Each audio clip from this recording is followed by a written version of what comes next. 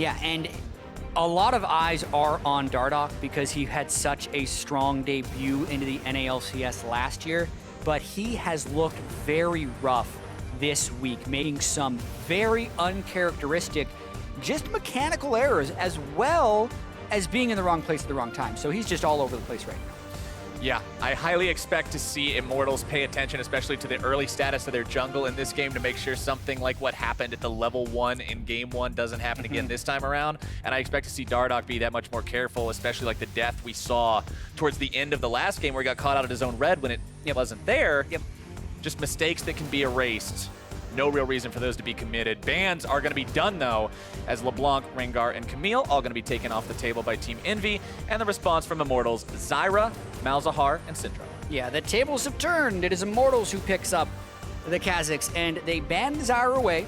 Last time, Zyra was not banned, but Immortals let it go all the way back to the blue side, which at the time was Envy. And interestingly enough, mirrored first 3 picks of this draft, because last game it was Envy with Kazakhs and Immortals with the Varus and the Rek'Sai. Not this time. Yeah, these are all the same. The first 4 are the same. The 5th one can't be because it would have been the Zyra. That's going to be banned away instead. Pobelter going to go ahead and decide to pick up that Rise for himself as Ninja responds with Cassiopeia. An instant response with Cassiopeia. It's like they have this tier list super ready. They pick Rise, we pick Cassiopeia, go. Because you want to put the time pressure back on the opponent as we move towards the ban phase. And not much needs to change here, except for the fact that last game we had jungler, AD, and support picked, just the mid lanes here. So we'll see if we get more support bans, as Envy will have the first support pick coming up here, but already 2 supports are banned from the first phase. Still going to be focusing on those top laners in phase Really number 2. heavily. Fiora, Jace, and Kennen all going to be removed with one more decision left to make by Immortals.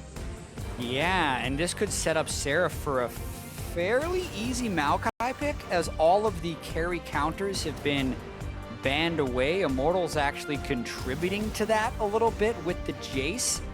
I mean, Flame could just play GP again if he wants to go into Maokai, but I'd expect that Maokai pick to be lined up.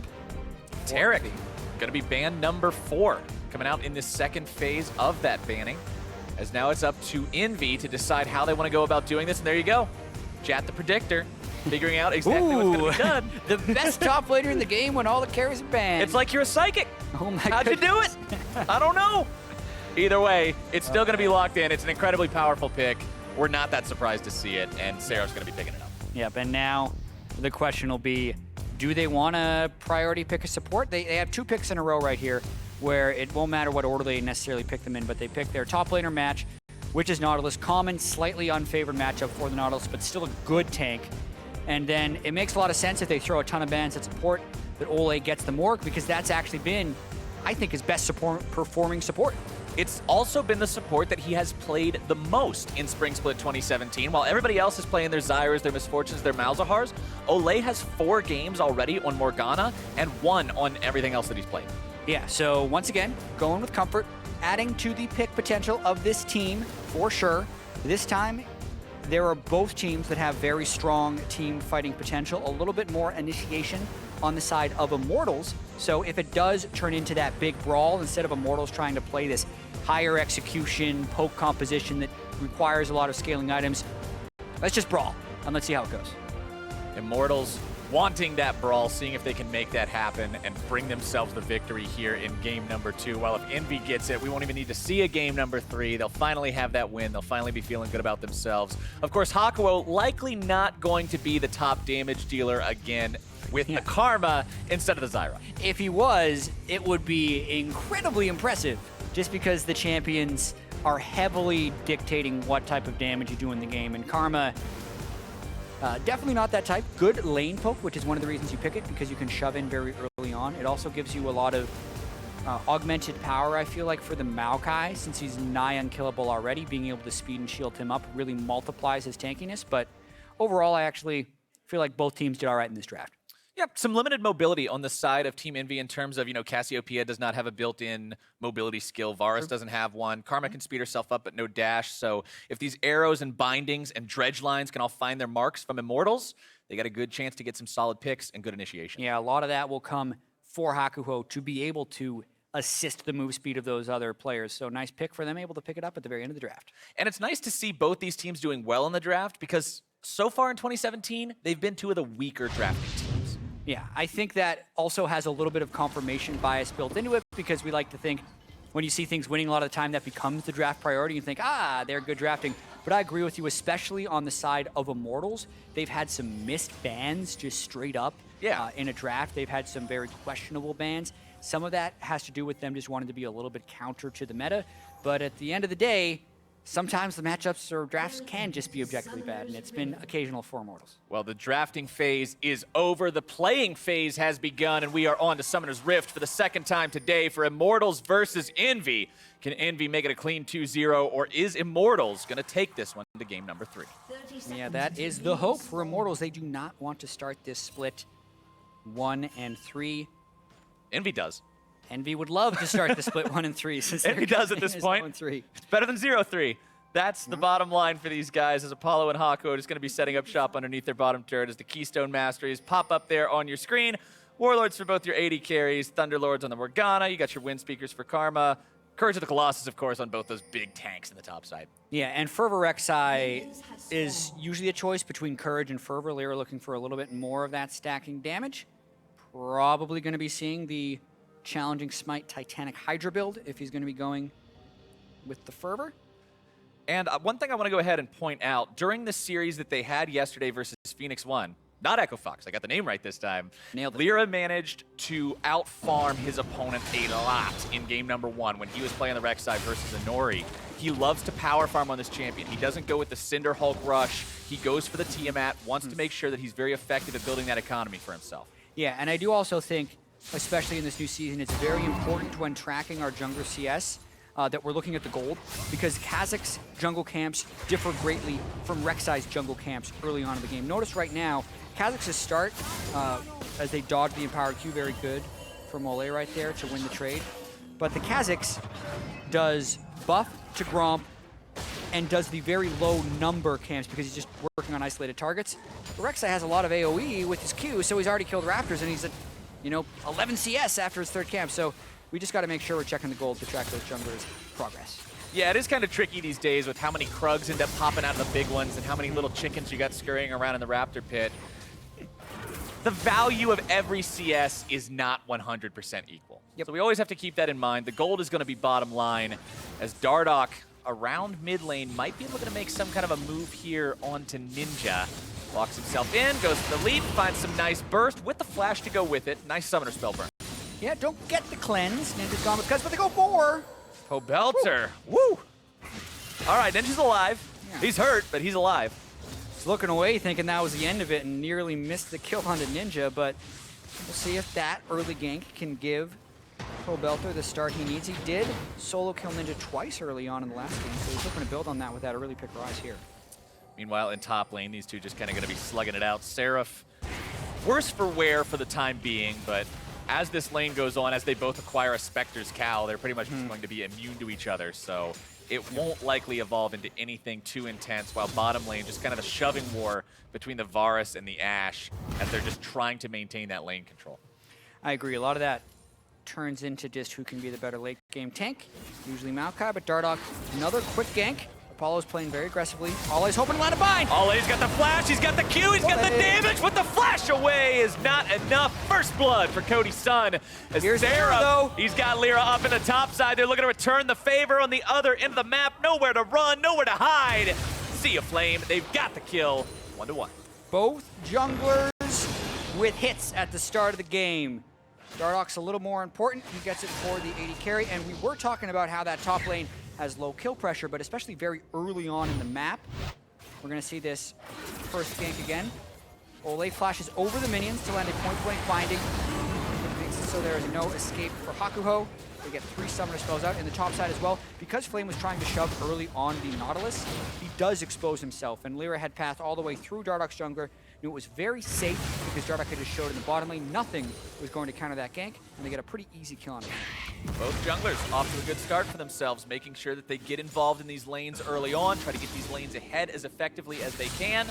And the thing is about ganking for those tanks, although we talk about, they've got no damage, they're never going to kill each other, they've got a lot of good setup when the jungler does come. Yeah, so the early ganks are the ones that are going to land more likely. And just even speaking to the matchup, the Nautilus does have a slight spell damage advantage and wave clear advantage early on, especially if they're going to be building Spectres versus Spectrals and not going for a Sunfire Cape, which is kind of auto shoves for you as a tank. He can keep that shove advantage for a while. So I like the fact that Lyra goes up there early, potentially gives Seraph kill pressure with that double Doran's ring, and maybe take away some of that early shove advantage, since now Kai is a better late game tank. Ninja putting a lot of damage into Pobelter, who goes for a trade against Cassiopeia and is quickly reminded why Cassiopeia is often picked into Rise, as she's able to just put that much more pain right back into him. Both of these rapid-fire spellcasters looking to see if they can take control and force the other person away and kind of end up playing their game. Tier up and running for the Rise, but not for the Cassiopeia yet. Yeah. So the stacking game is going the way of Pobelter. Yeah, Ninja just forced into an extremely early recall. Double Doran's definitely not ideal for the Cassiopeia. You generally want to get your single Dorans into your tier, into your Lost Chapter very early, so you can just really spam out the wave. Lyra might be looking to make something happen here. Just kind of hanging around in case Pobelter decides to get frisky. But I don't think it's actually going to end up happening. Lyra just decided to go ahead and tunnel on through, go back up towards the top part of his jungle. His red buff will be respawning soon, and once he grabs that, he will be that much more of a gank threat. But across the board, farm staying very close between pretty much everyone and their counterparts. Yeah, no catastrophic opening in this one, so the early game definitely feels a lot closer. The gank setup for both of these guys is pretty strong, especially watch for the level 6, because level 6 Ashe and Morg against a support that does not have flash can be a very fatal gank. And one thing worth pointing out as well, Flame still has a good while to go on his teleport cooldown. Seraph has his teleport ready and available if they try to make some kind of a play. That is going to be very important, especially because it's Immortals that would want to make the big play. And these are the types of things they need to be able to communicate to each other, but haven't been able to sync up very well if you're Immortals, is just understanding where the whole map is. So Flame should be saying, careful, Seraph has TP, and that should subdue the aggression down bot from Cody Sun and Ole, rather. We'll see if it happens. And that's kind of one of the questions that we asked ourselves about this entire Envy squad going into Spring 2017, is because in 2016, one of Envy's tendencies was the top lane, the mid lane, the jungle, the Koreans on the team would all work together very well. The bot lane would kind of be left to their own devices. The language barrier kind of causing a bit of an issue there. Yeah. Is Envy in 2017 going to have those same issues? Yeah, early signs point to probably, but we'll see if they can improve on this Pobelter. Round warps. Immortals looking to make their move. Seraph knocked up in the air, but Immortals decides they are not willing to go that close into uncharted territory and back away. Yeah, and a lot burned for that attempted gank. So Flame now no longer having his flash, and Pobelter also burns his Realm Warp. And that's so interesting that they decided to try and go top lane for Seraph when we were just talking about how the Ashe Morg has so much more kill pressure. Why not Realm Warp play down there? Now, Ninja walks through a control wards going for a gank bot. And just seeing what he can find on these guys, but flashes are back up, so he slithers his way back through that enemy jungle. He was spotted out by a control ward anyway, so he likely wasn't going to find a ton of success down there. Now he's got to be careful. Dardoch on the hunt. Might be looking for him, jumps in, able to find some Nice burst. burn. Gotta dodge away from that petrifying gaze. Beautifully done from Dardoch. Ninja getting himself back. He's got Lyra nearby to make sure Pobelter can't collapse, but Ninja gonna be worse for wear after losing that flash. Yeah, Dardoch's really good at that turn on Cassiopeia when he's playing Kha'Zix, actually. If anyone saw Zyrene's lane preview at the start of the split, a lot of those clips were actually captured from some of the pro players' solo queue games. The Kha'Zix clip dodging a Cassiopeia ult in that was Dardoch in solo queue, so does it once again, but this time on the LCS stage. And hey, it's a great talent to have when you know you gotta be playing against that champion. Very, very good to make sure that you nullify one of the biggest parts of the ability in that stun. 55 to 37 in terms of the jungle farm for Lyra. We talked earlier about how he is more inclined towards the AoE camp, so it will naturally be inflated, but still doing a good job for himself. Got the Skirmisher Saber, 2 long swords already built. Still just looking to get himself farmed as he moves further and further into this game. Cloud Drake also the first one going to be spawning this time. We aren't seeing the early take like we did in game number 1 as Seraph gets himself jumped on by Flame, who's very close to out of mana, so nothing more going to be happening here yet. They might want to try a dive. Flame's a little low on mana. This could be dangerous, but they're going to go for it. Seraph's only got half HP. Watch to see if Seraph can dodge spells with Twisted Advance. That's going to be critical for this. Flame soaking the damage. Seraph looking to turn things around if he can. It will be 1 for 1. Yep, and he, I believe, was able to dodge the animation on Dardoch's first Q, which made Flame have to tank the turret for a little while longer. Because Immortals does get the assist gold, it is still a gold positive play for Immortals, not to mention the minions that die to Seraph's turret, but nice job of Seraph to get one back. Here's kind of how everything went down. Seraph just not in the best spot. Yeah, the long setup for this is Flame is really low on mana as well, but he knows Seraph is low, and he knows Seraph is flashless. So he's able to just kind of walk it behind the turret. Seraph can't make the run away. And the Flame doesn't want to get turret aggro until Dardoch is allowed to arrive. So they wait a pretty good amount of time. Gets it perfect in that sense.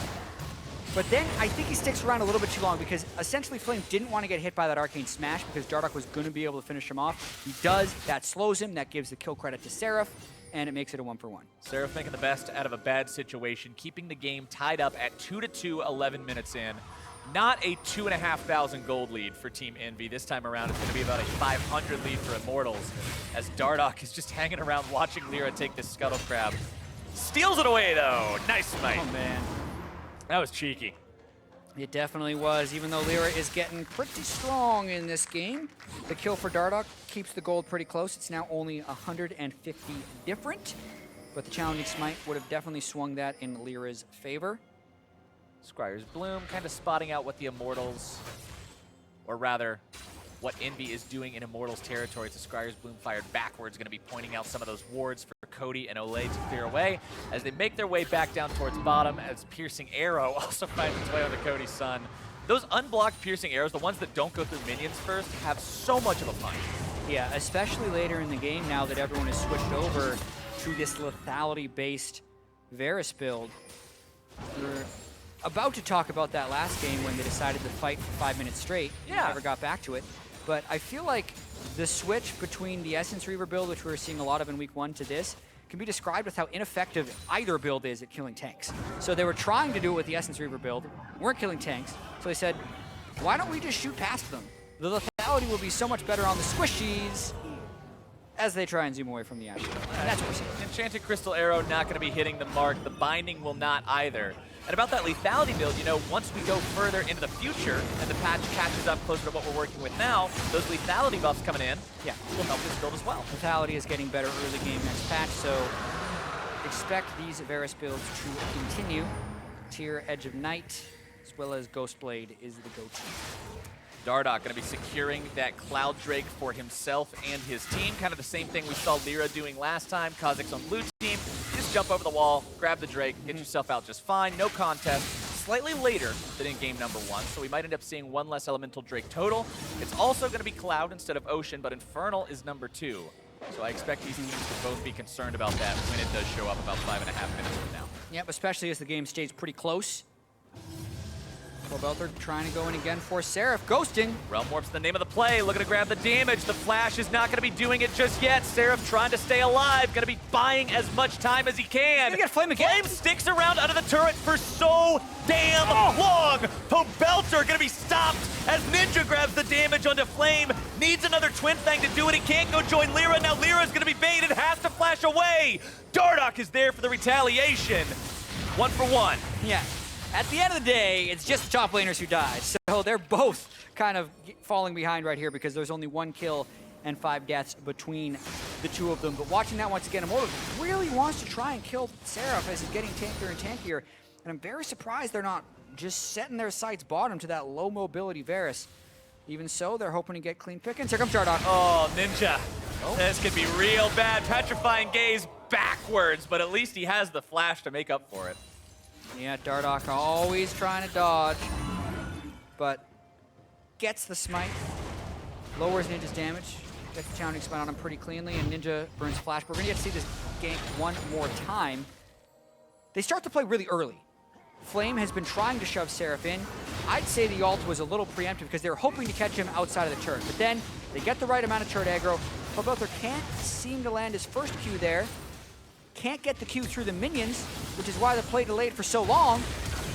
And then Flame had to flash out by the time Ninja was there because that play was so slow to develop. But ultimately, Dardoch comes in, kind of saves the day right at the end, keeps Lyra at bay, and it's natural 1-for-1. 3-3 overall, 23.3 to 22.8 thousand gold. So a very, very close match at 15 minutes into game number 2 as items are starting to come online. Abyssal Scepter done for the Cassiopeia, Rod of Ages on the rise, and the Yumu's Ghostblade done for that lethality build we were talking about on Varus. Yeah, so Poke should be coming in pretty strong. Waiting kind of for the Ash Arrow play to come in anywhere. That was not it, right. You don't just have to fire the arrow, you gotta hit the arrow. Yeah, it is tough to land against the Karma because they can speed away. Process. But that one I do not believe was sped away from, it just missed. Blue buff fed over to Ninja. Of course, Lyra doesn't mind giving that one away at all. Rek'Sai, one of the most useless champions in the game to have a blue buff on. Cassiopeia, among one of the best. Yeah. Now Get the CR. Yeah. Although, beautiful to have on Cassiopeia. Allows him to just shove out the wave so much. Just non-stop spammage. Pobelter, of course, has his own, so both of these two have an unlimited Gatling of spells that they can unleash should anybody be unfortunate enough to walk into their range. Lyra looking to maybe make something happen here in the bottom lane. Hawkshot's going to be shot off by Cody, just making sure they're not looking to collapse onto Olay super early. Turret taken very, very low. This should be turret first blood for these guys. EnVy grabbing that one for themselves. And that actually puts the gold game ever so slightly back into their court. Yeah, and it's not like they're trading a turret for that. That was just brute force, being able to shove up the lane over and over again, using the Varus and the Karma and chipping away at it. Slowly but surely, it's nice to have that type of advantage because now they can be the first to roam to other lanes. The question will be, can they snowball that advantage? It's very unlikely that Immortals decide to freeze because if they do, they're almost accepting the 2 turrets going down. But it does give them a nice leg up to try and stay 1 turret ahead for the foreseeable future. And we saw last game how EnVy was ahead for a while in kills, but it wasn't until they actually started working on those objectives that the lead became substantial. So hopefully this time around for Team EnVy, they can manage to do more once they start down that objective train. Flame getting himself back in the top lane. Seraph is kind of always the man who has to answer up here. He never has priority in the top lane. Flame's always the guy who's shoving him up and sort of being the boss with the 25 CS lead in the top lane. And that is the way the matchup generally plays early with the Nautilus, especially now that he's been the first to complete Bami's Cinder. He will shove so much faster than Seraph, which does set up a little bit for some counterplays if they were trying to go up there for the game. The binding coming out from Olay in the mid lane to prevent Ninja from going any further in case he decided to chase that. Both supports kind of going to be hanging around in this area now that that bottom lane first turret has fallen. Apollo going to be joining the party as well. And it's the usual play that you see once the bottom lane turret falls. Bot lane likes to rotate mid, try to force whatever they can force. Hakuo going to be removing some of this vision. Olay gets himself out of the range of the tether before it pops, and Infernal Drake is going to be up in 30 seconds, so EnVy's control over this area is awarding them with vision priority. Yeah, and we've been prepping this fight for a while. So much of it should depend on whether or not one team can pull off an aggressive play beforehand. You can see they both have the same idea. Rek'Sai's waiting. Everyone's waiting. They go a little early. No surprises right here. Lyra and Hakuo find him out with the Prey Seeker, move up, flex those muscles real big, knock away some of those wards. Yeah. Olay gonna eat the inner flame. The Drake is live. Yep, no turret on the bottom side for Immortals, so that makes them give a little bit of ground over to EnVy. Both top laners have teleport as well, but they will need to be able to clear range of each other so they can interrupt it. And they're going to start this in. Immortals should arrow. Immortals looking to go. Arrow again! Not finding the mark. TP coming in. Drake's going to be taken by Immortals, but what else is the consequence? Flame getting away over the wall. Pobelter going to be targeted. Dredgeline back into the fight on the Ninja. Pobelter at half. Flame is dead. POB gone! Olay trying to escape as another kill is going to be coming through. They got the Infernal, but they lost 3 for it. EnVy, what can they find? What can they do with the victory they just claimed? They have everyone still alive, but their minion wave is lagging behind. Just Cody's son and Darduck. They're going to try, I think, to rotate mid and get that outer turret down because that will jump their lead to about 3,000 after that big fight. EnVy not happy about losing the Drake away, but their positioning, conceding that area to Immortals, allowed them to put themselves in a spot where they were able to win the fight afterwards. Now they're taking down the tier 1 turret in the mid lane. They've got plenty of minions here, it appears. Oh, Ninja gets Mantra aggro! Inspire as Ninja draws the aggro onto the turret from spitting out the miasma to zone away their opponents. Yeah, so a little bit misplayed on the final bit there, but watch this. Whoosh. The Drake is low, the teleport comes in, Envy decides to kite back, and Immortals spends crucial time finishing off the Drake. So that gives Envy a little bit of a head start in here, and Seraph finally enters this fight. They can actually focus down Flame because he's not that big of a tank yet. And then that final flash from Ninja gives them the tag damage onto Olay, and so much of this is just because Immortals not getting the clean initiations they want to. They're not landing the Ash Arrow before these fights happen. Envy is able to disengage, and even though Flame got in, he was in before his team, and they were a little bit zoned out by the Miasmas we saw in that last replay. So Envy actually the ones executing a little bit cleaner.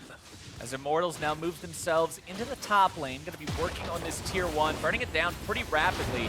Envy not going to be in position in time to stop there this. BC into CC. See ya, Apollo. That's going to be a nice pickup for Immortals. Finally, they get the combo, and you can see how lethal it becomes. CC stacks on top of itself so well. When you land one, you can land the Binding for sure. It means Rise can get the Rune Prison. You can also land the Dredge Line. It just all comes in, and here comes another one. Now Ultimate. Ninja in danger of being caught out. Passive going to find some CC onto him, gets himself away. The cleanse coming up useful in escaping from all that possible lockdown that could be coming in from Flame's Nautilus. As Immortals sees the opportunity to mount their push here in mid lane, Cassiopeia down a critical summoner, still doesn't have flash from using it to grab the kill on Olay at the end of the dragon fight, but Immortals decides to back away. Yeah, they do, and it's been a subdued game thus far, but with the Drake fight we just saw, I do think we can continue to rely on engages in that area, because that's really where these teams are going to have to break their bread. It's on the team fighting. They do not have super strong split push threats. They do not have assassins. All of this is just going to be jockeying around objectives, looking for picks, and having big team fights. Just waiting until there's something worth spending all your summoner spells and ultimates on, and then putting it all into that same massive effort. Top laners are going to be setting up shop now in the bottom part of the map, as the Scuttle Crab is secured by Envy in the top area. Ward's going to be set down around that Baron zone. 22 minutes into the game, it is live, and should another big team fight victory happen, either team would have the opportunity to jump in. Exactly. Cassiopeia can kill it incredibly fast. Kha'Zix can kill it incredibly fast. Neither of these teams should have too much issue taking Baron if the opportunity arises. Seraph and Flame, both with the Spirit Visage done, both with Mercury Treads, both with Bombies. We've reached the point of a giant rock and a giant rock just kind of bumping into each other in the bottom lane, trying to find some noticeable impact on one another, but never really doing it. The interesting point we haven't reached, though, is the tanks that can't die, because in this game, they actually can die. Their CS is a little bit lower. We have 4 deaths already on Flame. Just now getting the Sunfire Cape, but he's a little bit behind the damage curve, which we don't actually see that often. So if he does try to teleport into fights like we saw in that last one, he actually can die. Now and Seraph, let's see if they get Seraph. the one who's in danger of getting cut down. How long will they take to kill Seraph versus the Baron Rush? Because you see, he doesn't actually last that long. Cassiopeia now with Baron. How fast can Immortals disrupt this? Flame is going to try and get in there with ultimate, and they do not have the karma to speed themselves up. Immortals are going to want to try and fight this, even if the Baron goes down. They're sprinting for it. Envy's got it very low. Down to about 1K. Going to be taken. Can they find the escape route? Answer's going to be no just yet. Hakuo caught out. Damage coming down. CC's there too. Flame still looking to chase these guys out. Hakuo's going to drop. Pobelter does not decide to flash after this.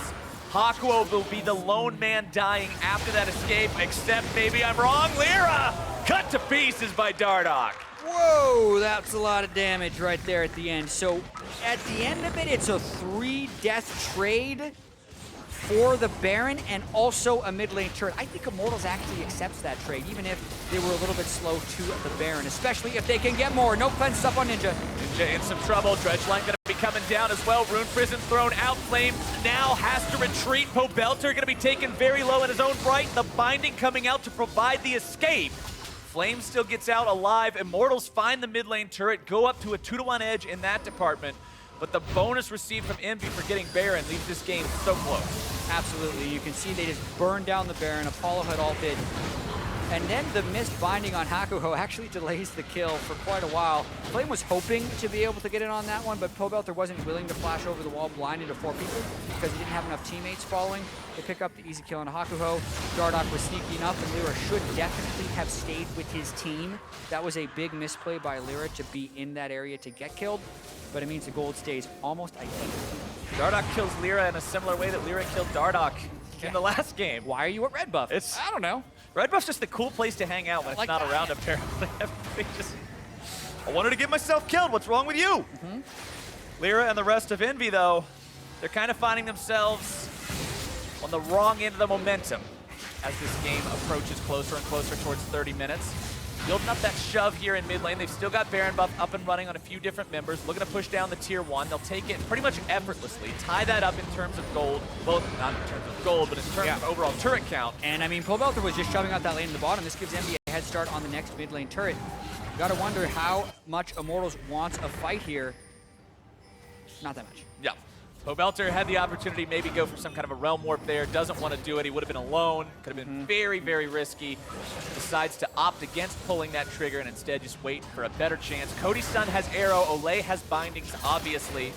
Have to see if they can find one of those on some kind of a value target. Ninja putting himself very far forward. It's always going to be juicy if they can manage to hit him with one of those, but you got to remember the cleanse if you find it. Not to mention there are 2 tanks in the front line for Envy that can block a lot of the initiation tools that Immortals has, like the Dark Binding and the Enchanted Crystal Arrow, so they're trying to be pretty safe about this siege. Doesn't mean Immortals isn't looking for the pick, though. Apollo wants to get poking, but in doing so does expose himself. Ninja's up forward. There's the bind. Comes out. Not going to find its mark, though. Mantra Inspire, keeping Envy very safe and very fast. The siege continues with this beefed up cannon minion constantly just pouring those individual plinks and plunks into the turret. He's taken down, though, as Pobelter finds a Rune Prison on the Seraph. Not really going to do much of anything, though. Yeah, really a low-action Baron for them as they sat and made no progress in the mid lane there. But the waves on the side have stacked up, which is pulling Immortals away to CS, and it will net eventually Cloud. Drake number 3 this game, the first one that goes over to Team Envy. They're going to tie that Cloud count up 1-to-1 with their opponents. Immortals, of course, still having the edge because they have the Infernal for themselves. The final elemental Drake that's going to be spawning this time around is Ocean. And another game with no Earth. Yeah, no Mountain Drakes today until game 3 if it happens. If it happens. That's what Immortals are dreaming for. That's what Immortals are working for. And what they're looking like they've got a good shot at in this game with a slight lead for themselves. But you got to remember, we said it about Envy in game number 1. Throws can always happen. Nothing is guaranteed. Nothing is certain. And Immortals have got to make sure they keep playing this clean. Don't let themselves kind of slide into that lack of confidence, lack of planning sort of mistakes that we're seeing. And I think they have been able to gather themselves a little bit in between games where they were looking fairly dejected. I mean, just the difference in mistakes is much lower from Immortals this time. Dardoch died 1 minute and 40 seconds into game 1. He's yet to die 28 minutes into game 2. That's an improvement. Pretty stark difference. Yeah, and they're also just staying pretty controlled here. So they know what their win conditions are. They got to keep looking for picks on the squishy targets. They really want to get an arrow or a dark binding onto Apollo. The problem is the Chaos is already completed, so anyone who gets arrowed can actually get cleansed away. It's going to be a little tricky to get him, but that's still what they want to go for. Bottom lane tier 1 also drops now. Pobelter doing a good job of seeing the opportunity to jump on the free money with that one as Envy rotates lots of people up towards the top part of the map, looking to maybe grab that tier 1 for themselves as well. Pobelter looking to force something here onto Seraph if he can. Just has to scare him away instead. There's really no kill potential on somebody like that Maokai alone. No, definitely not. So it's pretty much just a wave game right here, and to see who makes the biggest play first. I'm wondering if Immortals is going to start utilizing Realm Warp a bit more. I feel like there's a lot of creative things you can do in order to beat people to turrets once you start playing this shove game, but yet to see a great use from Pobelter. Yeah, we've seen a couple decent uses of it, but nothing like the TSM game finale that we saw the other day. No big eye poppers. That was crazy. 3 beautiful uses is of the Rise Ultimate for the team in a row, because what you can do with it, and we can kind of prep it in this game a little bit, is if you are sieging a turret, you force the enemy team into a spot to defend, and then since nothing moves a team as fast as a Realm Warp for 3,000 units, you just Realm Warp to a different objective. And you can take minions with you even if you want to, so you could jump from an inner turret to a Nexus turret and just take 2 turrets kind of like that. But mainly in this situation, say if the Drake or the Baron comes up, Immortals needs to shove up a wave, force enemy to defend, and then Realm Warp into the objective and kill it before enemy would be able to match. Would be the ideal use of it. It's all on Pobelter, though. If he makes that call, if he finds that opportunity, finds that positioning. Right now, Baron's going to be live in about 25 seconds. There's not a lot of vision around that pit. You can see kind of a circle placed down here by Envy around the outer area, sort of in the enemy jungle, but no vision actually on the pit itself from either team. Yeah, and speaking of vision, the Sightstone has been built on Lyra as well. It's pretty rare this year to see Sightstones on junglers because they are such a carry threat, but the Achilles heel of Envy has been not having the deep wards down and face checking. So they're kind of doing everything they can to prevent that. They have the Tremor Sense and an extra Sightstone. Envy looking to shore up those weaknesses. I respect it. You're saying, hey, we're losing games because we don't have wards? Lyra, buy some damn wards. Ah, look out! Oh, Lyra's going to be caught out, though. The arrow finds its way onto Apollo. It's going to be 2 for free. Envy, not what they needed to see. Hakuo flashing away. Dardoch having to jump after him. Doesn't even need it, though. Immortals just punched their ticket for a Baron. Just as we talked about it with Rek'Sai and the Sightstone, he's still jinxed him by himself. No smite him, steal here. Envy ain't even going to try. This is Baron for Immortals. Freebie, no contest, no risk of a steal, no risk of a loss, and now Immortals looking to be in a great spot to take this one to game number 3. Here's your replay of how they got that catch. Yeah, I mean, they're just kind of all gathered in the river, and there's not very deep wards considering where the Cassiopeia and the Maokai are for Envy. So Apollo, even with the Mikhails to cleanse the CC, is just not enough. And Dardoch is super fast with the Ghost Blade and the Ultimate, and he'd be able to chase down that last kill. And Apollo was right on that ramp, too. Like the spot where it's so hard to get away from incoming skill shots. Now Envy's got to find a way out of this difficult situation. They're down about 5,000 gold almost. A fully Baroned up Immortals squad is pushing down mid lane, just completely smacked their tier 2 turret. Now they're going to be looking to find success in the side lanes and push it maybe even deeper into the Envy base. Yeah, they have a wave prepping in the top lane right here. Flame could teleport back in if he really wanted to recall. I don't know why he would want to recall. He's only sitting on 1,300 gold. But Envy now can group 5v5 for defense. It's not unheard of to dive here. Flame is very tanky. Pobelter in some danger, perhaps. Ninja going to be popping the cleanse, getting away from the arrow. Cody's son, wrong place, wrong time. Ninja going to be taken out too as Envy tries to mount the defense. Apollo jumped on, forced to flash away. Dardoch's able to grab the double.